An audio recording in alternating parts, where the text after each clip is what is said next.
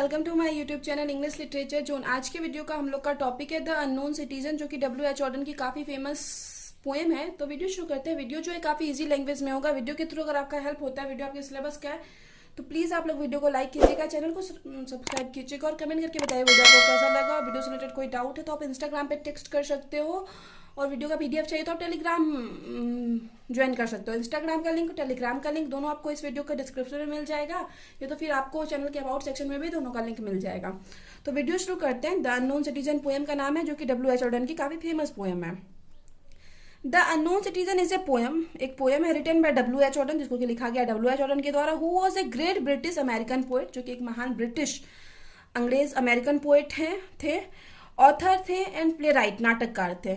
Orton was a leading literary influencer of the 20th century, 20th century के मुख्य literary साहित्यिक influencer थे। Influencer क्या होता है ना, जो जिसके वर्क से दूसरा कोई प्रभावित हो, ठीक है, जिसको मतलब देख के दूसरा कोई प्रभावित हो, वैसा करना चाह रहा है, तो उनको इन्फ्लुएंसर बोला जाता है। तो इसी तरह ऑर्डन भी अपने 20th सेंचुरी के ग्रेट इन्फ्लुएंसर थे, लिटरेरी इन्फ्लुएंसर मतलब साहित्यिक इन्फ्लुएंसर थे।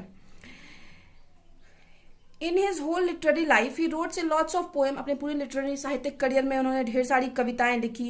And the central theme of his poetry are, और उनका जो सेंट्रल थीम, मेन जो थीम होता था उनकी पोइट्री का, लव होता था, politics, citizenships, religions and morals होता था, और the relationship between human beings, और ह्यूमन बींग्स के बीच के रिलेशनशिप को दिखाते थे। ठीक है, मेन जो थीम होता था यही सब होता था उनके पोएम्स का।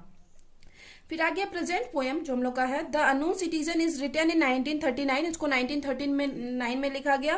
Van Auden move from England to United State, जब ऑर्डन क्या किए, मूव किए, गए कहाँ, शिफ्ट हुए, इंग्लैंड से यूनाइटेड स्टेट शिफ्ट हुए। द पोएम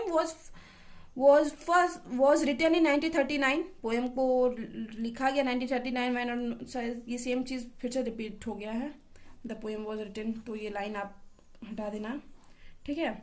फिर आगे है, the poem was first publish in 1940, poem को 1940 में पब्लिश किया गया। And appeared in a book form in Auden's collection another time, और ऑर्डन के एक मतलब बुक अनदर टाइम नाम का एक बुक का कलेक्शन आया, तो उसमें इसको अपीयर्ड मतलब पब्लिश किया गया first time. The poem was written in one stanza, one long stanza भी कर सकते हो, एक लंबे से स्टांजा में लिखा हुआ है। कॉन्टेंस 29 लाइन्स, जिसमें 29 लाइन्स है। And doesn't follow any specific rhyme scheme, और कोई भी स्पेसिफिक राइम स्कीम को फॉलो नहीं करता है। Poem is in the form of satirical इलेजी, एक सटारिकल इलेजी है, मतलब व्यंग भी करता है और कहीं ना कहीं दुख को भी दिखाता है। थ्रू दिस पोएम, इस पोएम के जरिए Auden satirize on the government, Auden जो है W.H. ऑर्डन सटराइज यानी व्यंग करते हैं गवर्नमेंट के ऊपर। बिकॉज द मैन, क्योंकि जो आदमी, हु हैड रिसेंटली डाइड, जो इसकी मृत्यु रिसेंटली हुई है, had lived a perfect life, एक परफेक्ट लाइफ जिया है according to the government, government के अनुसार, ठीक है, क्योंकि वो एक गवर्नमेंट एम्प्लॉय था, तो गवर्नमेंट का मानना है कि वो एक परफेक्ट लाइफ जो जिया है। लेकिन इस पे सटायर करते हैं यानी व्यंग करते हैं, कौन, W.H. ऑर्डन। देखा मतलब ये सब एक फिक्शनल स्टोरी है, जो भी हम अभी पढ़ेंगे कहानी, मतलब एक इंसान के बारे में, एक अननोन सिटीजन के बारे में, तो वो सब सारा फिक्शनल है। बट इसके थ्रू पोएट क्या करते हैं ना, उस टाइम की गवर्नमेंट को दिखाते हैं, ठीक है, उन पे व्यंग करते हैं। But being a normal middle class citizen, लेकिन एक नॉर्मल मिडिल क्लास सिटीजन होने के कारण द पोएट अंडरस्टूड, पोएट समझ सकते हैं that he has not a perfect life, मतलब गवर्नमेंट का मानना था कि क्योंकि वो गवर्नमेंट एम्प्लॉय है, तो गवर्नमेंट का मानना है कि उसका एक परफेक्ट लाइफ था। लेकिन एक नॉर्मल सिटीजन होने के नाते ऑर्डन को पता था कि उस इंसान का जो है एक परफेक्ट लाइफ नहीं था। Because there is no individuality left in the society, कि सोसाइटी में कोई इंडिविजुअलिटी नहीं बची है, मतलब कुछ भी व्यक्ति विशेष, मतलब कुछ भी अगर आप मतलब अपने तक नहीं रख सकते उसी में, ठीक है, इंडिविजुअलिटी कुछ भी करते हो तो कोई भी चीज़ है। उस टाइम में जब ये पोएम लिखा गया 1939 में, तब भी इंडिविजुअलिटी नहीं थी, ठीक है, कि मतलब कोई भी चीज़ आप करते हो जो अपने तक सीमित रहे। जैसे कोई भी चीज़ आज हम करते हैं, कहीं जाते हैं, तो कैसे हमको मतलब पता किया जा सकता है कि हम कहाँ जा रहे हैं, क्या कर रहे हैं, सारा कुछ, हम कहाँ बैठे हैं, या फिर क्या क्या करते हैं, तो सारा फ़ोन के जरिए, या फिर कोई भी गवर्नमेंट हर चीज़ को हम लोग के लाइफ को ट्रेस करते रहती है हर तरीके से। अगर वो ट्रेस करने पर आ जाए, पता करने पर आए किसी के लाइफ में क्या चल रहा है, तो वो कर सकती है, ठीक है। तो उस टाइम भी पोएट ये रिप्रेजेंट करते हैं क्या कि कोई भी इंडिविजुअलिटी नहीं बची थी उस टाइम भी लेफ्ट इन द सोसाइटी, समाज में। The modern society is committed to materialism, modern society materialism पे बेस्ड है, भौतिकवाद पे, which makes the modern man unhappy, जिस वजह से मॉडर्न मैन क्या होता है, अनहैप्पी रहता है। The poem is satire on standardisation, poem जो है सटायर व्यंग है एक स्टैंडर्डाइजेशन पे, मतलब जो चीज स्टैंडर्ड, मतलब जो नया चीज आते जा रहा है उस पे, at the expense of individualism, individualism यानी व्यक्ति, किसी की अपनी कोई विशेषता नहीं रही, मतलब कुछ भी उसके तक सीमित नहीं रहा, इंडिविजुअल नहीं रहा, इन स्टैंडर्डाइजेशन की वजह से, क्योंकि नो डाउट पहले हम एग्जांपल के थ्रू हम समझते थे, जैसे कीपैड वाला फ़ोन था तो कहीं ना कहीं हम लोग क्या कहाँ जा रहे हैं क्या कर रहे हैं ये थोड़ा मुश्किल था पता करना गवर्नमेंट के लिए किसी के लिए भी। बट जैसे स्टैंडर्डाइजेशन होता है, मतलब हम लोग और स्टैंडर्ड होते जाते हैं, अच्छा से फ़ोन यूज़ करते हैं, जैसे एंड्रॉयड फ़ोन अभी यूज़ कर रहे हैं तो उसको मतलब उसका लोकेशन क्या कर रहा था या किस टाइम क्या किया, कौन सा कहाँ गया, कौन सा फोटो क्लिक, सारा कुछ पता किया जा सकता है। तो इस वजह से इंडिविजुअलिटी खत्म हो जाती है स्टैंडर्डाइजेशन की वजह से। मीन्स मतलब खत्म हो गई है, मतलब इंडिविजुअलिटी, मतलब कुछ भी खुद तक सीमित नहीं रहा, मतलब गवर्नमेंट चाहे तो सब कुछ पता कर सकती है। The poem is about a man, poem जो है एक मैन के बारे में, who perfectly fitted into the system, जो कि पूरी तरह से फिट होता है सिस्टम में, ठीक है। The man the unknown citizen, name is signified by a number, unknown citizen जो है उसका नाम मतलब एक नंबर के थ्रू सिग्निफाइड मतलब जाना जाता है, क्योंकि ये मतलब जो रिपोर्ट तैयार किया गया है पोएम में दिखाया गया है गवर्नमेंट की एक रिपोर्ट को, और उस रिपोर्ट का नाम ये है GS07M378, तो उसी रिपोर्ट के जरिए इस अननोन सिटीजन का नाम भी रखा गया है। According to the bureau of statistics, bureau of statistics के रिपोर्ट के अनुसार nobody ever made a complaint about him, तो मतलब उस इंसान के बारे में बात हो रहा है फिर से, ठीक है। ये एक पोएम, एक काल्पनिक पोएम है, फिक्शनल, कोई रियल स्टोरी नहीं है, बट गवर्नमेंट पे सटायर है, व्यंग है कि इंसान की लाइफ में कोई भी इंडिविजुअलिटी नहीं रही इसके, मतलब ये पोएट इसी चीज को दिखाते हैं, ठीक है। तो यहाँ पे दिखाया गया है कि ब्यूरो ऑफ स्टैटिस्टिक्स के अकॉर्डिंग, जो कि गवर्नमेंट की एक एजेंसी है, कि एक जो इंसान है जो अननोन सिटीजन है, nobody ever made a complaint about him, कि उसके बारे में कोई भी कभी कंप्लेन नहीं किया है, ठीक है। The other reports about his behaviour, और उसके बिहेवियर के बारे में जो दूसरा रिपोर्ट है, all says that he is basically the perfect citizen, सारा जो उसका बिहेवियर का रिपोर्ट है यही दिखाता है क्या कि वो एक परफेक्ट सिटीजन है, बिकॉज ही हैड एवरीथिंग, क्योंकि उसके ही डिड एवरीथिंग, वो सारा कुछ किया, he has suppose to do in order to serve, मतलब जो भी उसको करना चाहिए या फिर जो भी उसको सेवा करनी चाहिए सोसाइटी, अपने सोसाइटी के लिए, वो सारा काम किया था, ठीक है, जो एक परफेक्ट सिटीजन को करना चाहिए। He worked at the same job his entire life, अब एक मतलब पूरा लाइफ एक ही जॉब पे काम करता रहा, जो कि दिखाता है कहीं ना कहीं कि वो अपने जॉब को काम को अच्छे से करता था, ठीक है। अंटिल ही रिटायर्ड, जब तक वो रिटायर नहीं किया, apart from a break when he served in the war, एक ब्रेक तभी लिया था जब वो वार में सर्व करने गया था, ठीक है, जब युद्ध हुआ था तो युद्ध में जब सर्व करने सेवा करने वहां गया था तो उस टाइम वो एक ब्रेक लिया था, ठीक है, जो कि सही है। तो ये दिखाता है कि कितना अच्छा आदमी था वो, कि मतलब एक भी ब्रेक नहीं लिया, मतलब एक ही जॉब पे रहा, कोई गलत काम नहीं किया। Poet called him a saint, poet उसके लिए एक सेंट नाम का भी वर्ड यूज करते हैं, एक साधु, क्योंकि जो मतलब कभी कुछ गलत ही ना किया हो। Because the man is as good as saint, क्योंकि मैन एक मतलब साधु के से कंपेयर करते हैं कि मतलब उसके अंदर इतनी अच्छाई थी कि वो एक सेंट है। And there is no evilness in him, उसके अंदर कोई बुराई नहीं थी। He never dismissed from the job से भी उसको कभी नहीं निकाला गया। He always was praise for his sincerity, उसको अपने सिंसेरिटी के लिए, सच्चाई के लिए, ईमानदारी के लिए हमेशा प्रेस मतलब क्या किया गया, उसकी तारीफ की गई। His employer was also very much happy with him in the फर्ज मोटर इनकॉर्पोरेशन, फर्ज मोटर इनकॉर्पोरेशन जहां वो काम करता था वहां पे उसके एम्प्लॉयर भी उससे काफी खुश थे। He paid all his loans and taxes in his entire life, अपने पूरे लाइफ में वो सारा कुछ पेड किया, सारा लोन्स, सारा tax. And this report is given because government also has all the records of all the things, और ये रिपोर्ट इसलिए ये चीज कंफर्म बोला जा रहा है क्योंकि गवर्नमेंट के पास सब चीज का रिकॉर्ड है। ये पॉइंट दिखा रहे हैं कि कैसे गवर्नमेंट मतलब है ना पूरा मतलब ये क्या करती है, किसी के लाइफ को अपने अंडर लिए हुए है, उसके लाइफ के बारे में सब कुछ जानती है, मतलब इंडिविजुअलिटी खत्म हो गई है। Psychology institution also establish that his friend, psychological institution बताती है कि उसके जो फ्रेंड है, his friend liked hanging with him, उनके साथ वो हैंगिंग मतलब करता है, एंजॉय करता है, घूमने जाता है, ड्रिंक करता है, ये सब भी मतलब जो एक नॉर्मल इंसान को करना चाहिए।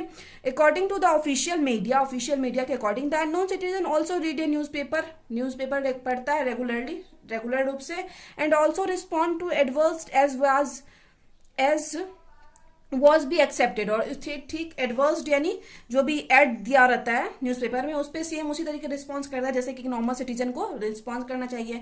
तो यही सब मतलब पता करके बताया जा रहा है कि वो एक नॉर्मल लाइफ जिया, बहुत अच्छा लाइफ जिया, ठीक है, एक मतलब क्या है, एक परफेक्ट सिटीजन है जो इस सिस्टम में फिट होता है।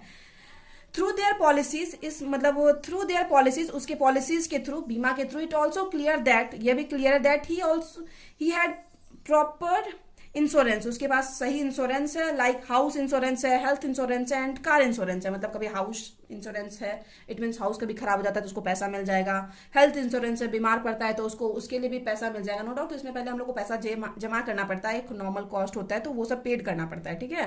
कार इंश्योरेंस है, कार भी कभी कुछ हो गया तो वो भी इंश्योरेंस है, वो भी मिल जाएगा पैसा।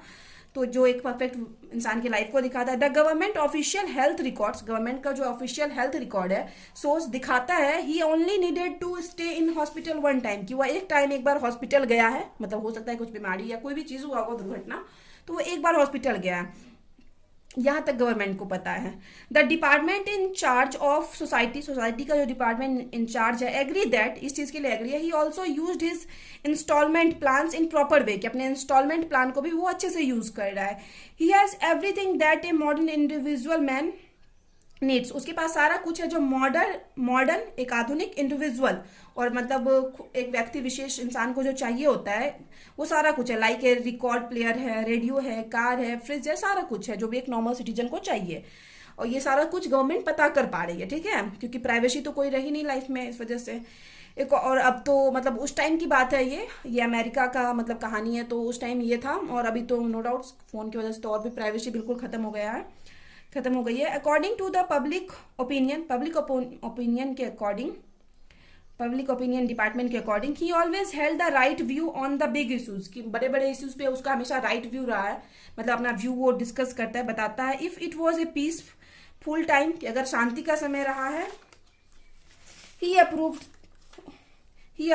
तो वह भी मतलब अप्रूव्ड अच्छे से रहा है, नॉर्मल तरीके से रहा है। But he also went to war, लेकिन मतलब इसको भी स्वीकार किया है, अप्रूव्ड किया है, मतलब स्वीकार किया है शांति के टाइम को। But he also went to war पे भी गया है, युद्ध पे भी गया है, when we needed to him, जब मतलब गवर्नमेंट को लोग उसकी जरूरत पड़ी।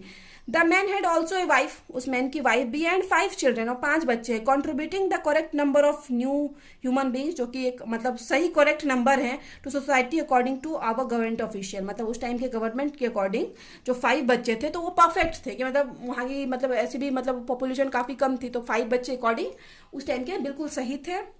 ही let the children's teachers do their work, वो अपने बच्चों को टीचर्स के पास छोड़ देता है ताकि मतलब टीचर्स अपना काम कर सके विदाउट क्वेश्चनिंग देयर टीचिंग, और ना ही उनके टीचर से कोई क्वेश्चन करता है।